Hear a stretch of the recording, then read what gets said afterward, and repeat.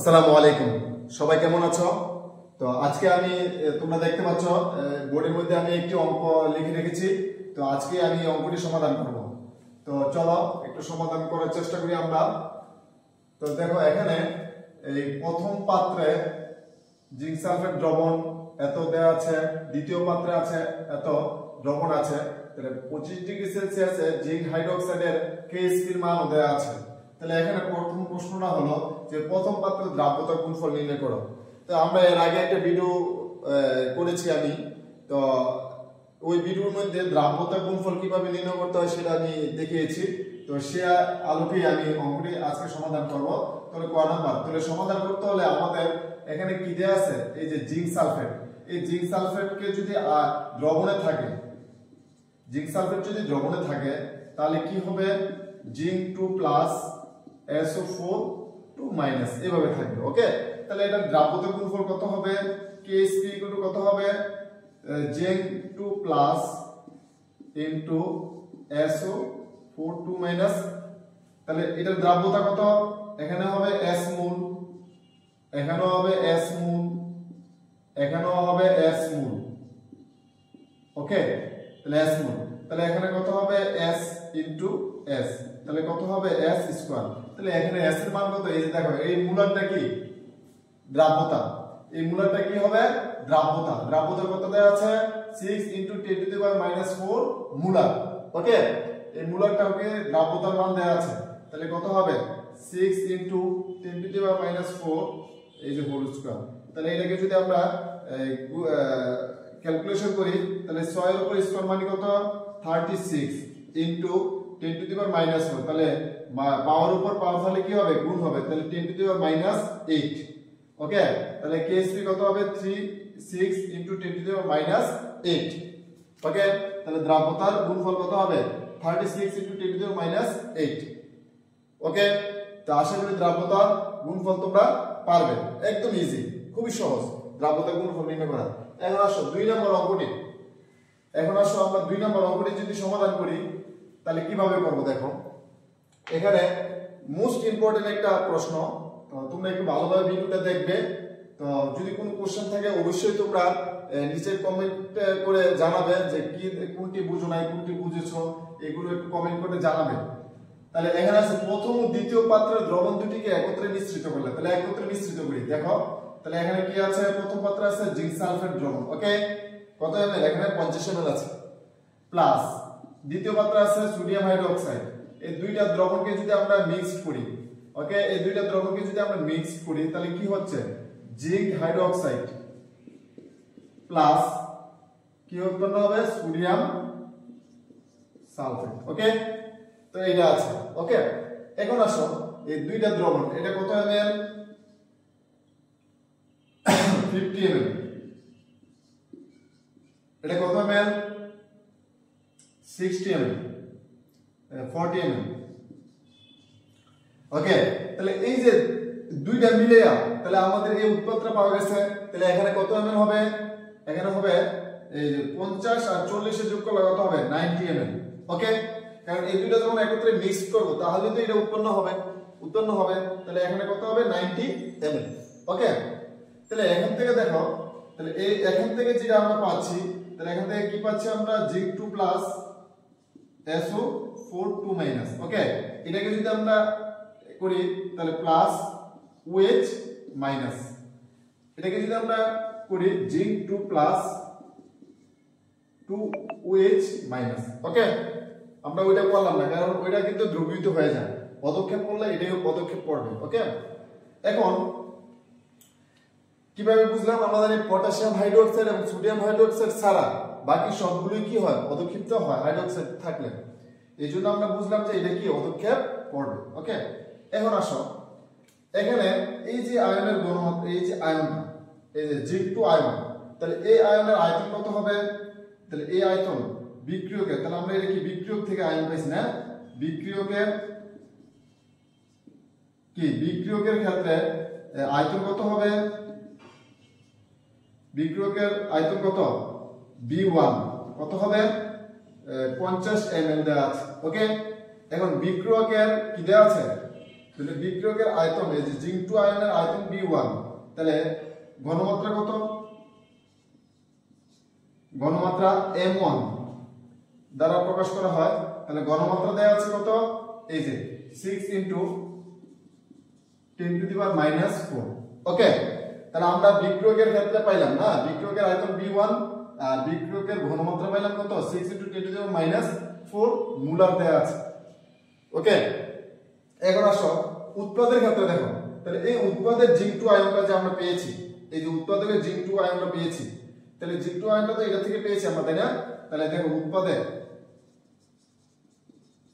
উৎপাদের zinc 2 plus আয়নের আয়তন B2 কত হবে? 90 ml। ওকে, 90 ml। তাহলে উৎপাদের জিঙ্ক 2 আয়নের ঘনমাত্রা কত হবে? M2 1। তাহলে আমরা ঘনমাত্রাটা বের করব। ওকে, তাহলে আমরা ঘনমাত্রা বের করব। তাহলে ঘনমাত্রা বের করার সূত্র কি? তাহলে আমরা এটা জানলাম না, এখন আসলে আমরা ঘনমাত্রা সূত্র দিয়ে আমরা অঙ্কটা করে ফেলব। তাহলে ঘনমাত্রা সূত্র কি? এখানে আমি একটু লিখি, দেখো যে এখানে, আচ্ছা আমি এটা মুছে এখনই লিখি। তাহলে তোমরা এইগুলো তো পারবা তোমরা, তাই না? তাহলে এখানে B1 এর মান, M1 এর মান আর B2 এর মান আর M2 এর মান আমরা বের করব।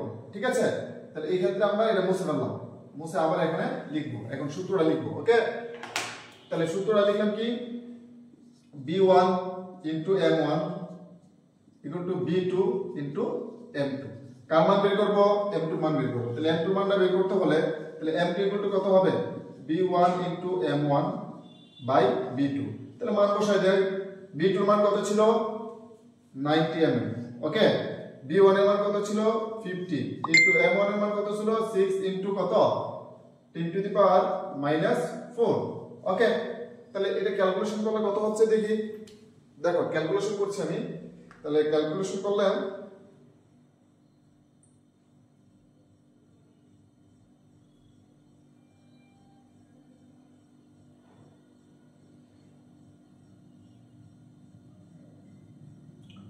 × 6 × 10⁻⁻⁴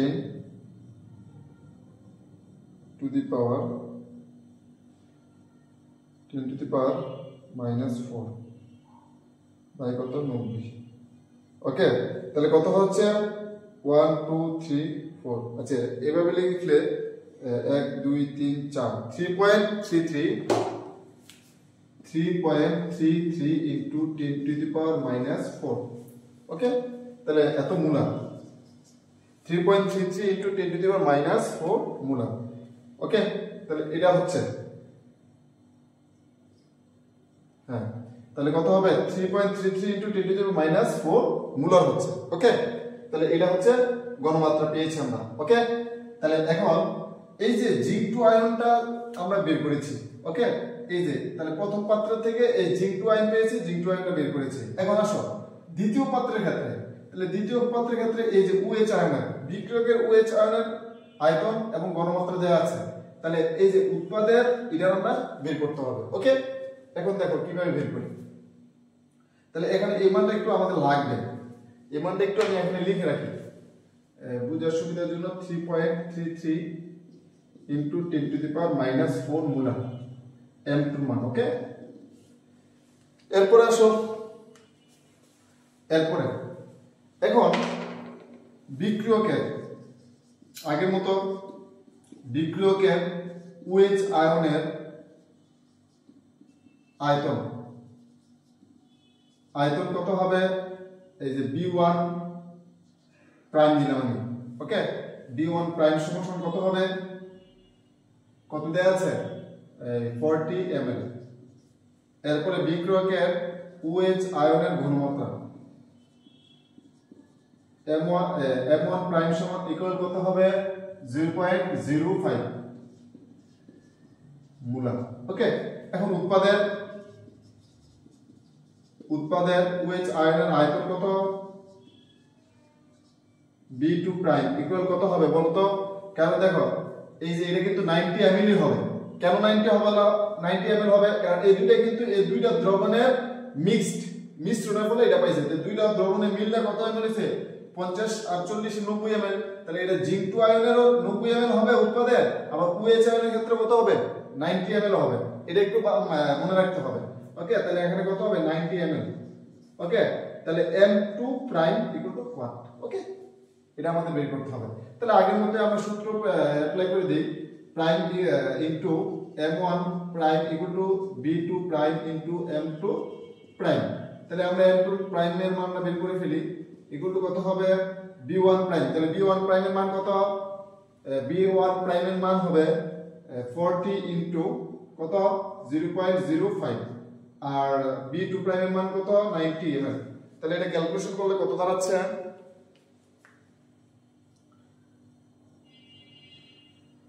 40 ইনটু 0.05,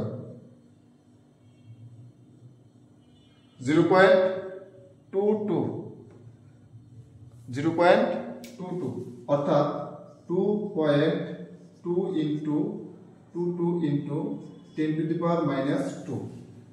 ওকে, 0.022 ওকে ইনটু এত মোলার, এটা আমরা পেয়েছি। ওকে, তাহলে এখানে তাহলে আমরা এই যে আয়নের ঘনমাত্রা এই যে পাইছি, আমরা কত পাইছি? 0.22 into 10 to the power -2 molar পেয়েছি আমরা। তাহলে এটার আমরা কি পেয়েছি? ঘনমাত্রা পেয়েছি। জিঙ্ক 2 আয়নের ঘনমাত্রা পেয়েছি, OH আয়নের ঘনমাত্রা পেয়েছি। এখন দুই আয়নের ঘনমাত্রার যদি গুণফল আমরা বের করি তাহলে কি হবে? আয়নিক গুণফল আমরা পেয়ে যাব। এখন আসলে আমরা আয়নিক গুণফল আমরা বের করি, কিভাবে বের করি দেখো। তাহলে জিঙ্ক হাইড্রোক্সাইড, তাহলে জিঙ্ক 2 প্লাস কত হবে? 2OH minus.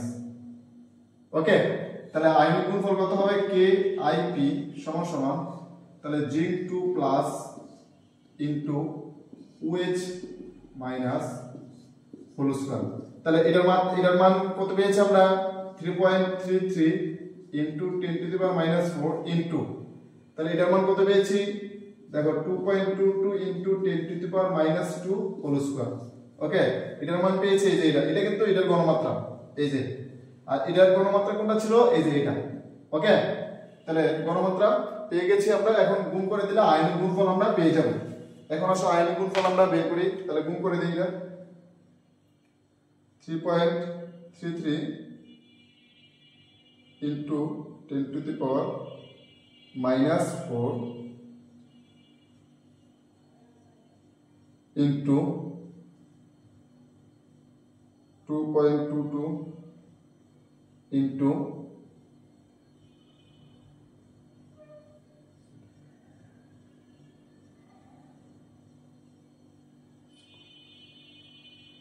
কত হবে? 1 2 3 4 5 6 7 1.64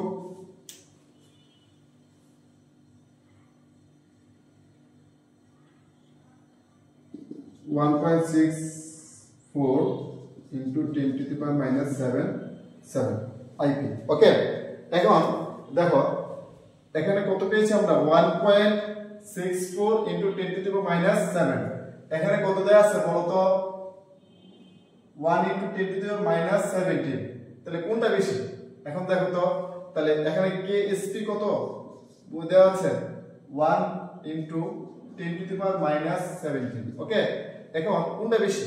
KIP বেশি না KSP বেশি? তাহলে এটা অবশ্যই বেশি। হ্যাঁ, এখানে দেখো এটা বেশি। যদি পাওয়ারের মাইনাসের পরিমাণ বেশি হয়, পাওয়ার মাইনাসের পরিমাণ বেশি হয় তাহলে এটা ছোট হবে, আর পাওয়ার মাইনাসের পরিমাণ কম হলে এটা ছোট হয়। ওকে, সরি বড় হয়। তাহলে 10 to the power -7, তাহলে মাইনাসের পরিমাণ কম, আর এখানে পাওয়ার মাইনাসের পরিমাণ বেশি। তাহলে এমনিতে এটা কি বোঝাচ্ছে? এটা ছোট, এটা বড়। তাহলে KIP গ্রেটার দ্যান KSP। তাহলে KIP এর মান যদি বড় হয় তাহলে আয়নের পরিমাণ বেশি। তাহলে আয়নের পরিমাণ বেশি হলে এটা কি হবে? পদক্ষেপ পড়বে। তাহলে এটার এই নিয়ম অনুসারে কত মানে একটা ভিডিও যে আমি তৈরি করেছিলাম, তাহলে এই নিয়ম অনুসারে কি পদক্ষেপ পড়বে? ওকে, তাহলে KIP পরিমাণ কত? আয়নিক গুণফল যদি দ্রাব্যতা গুণফলের চেয়ে বেশি হয় তাহলে এটা কি পদক্ষেপ পড়বে। তাহলে এই যে এখানের মধ্যে কি পদক্ষেপ সৃষ্টি হবে কিনা, হ্যাঁ পদক্ষেপ পড়বে বা পদক্ষেপ সৃষ্টি হবে। তো আশা করি তোমরা অঙ্কটি পারবে। একটু যদি ফার্স্ট টু লাস্ট ভিডিওটি দেখে থাকো তো অবশ্যই আশা করি ইনশাআল্লাহ আর কোনো সমস্যা থাকবে না।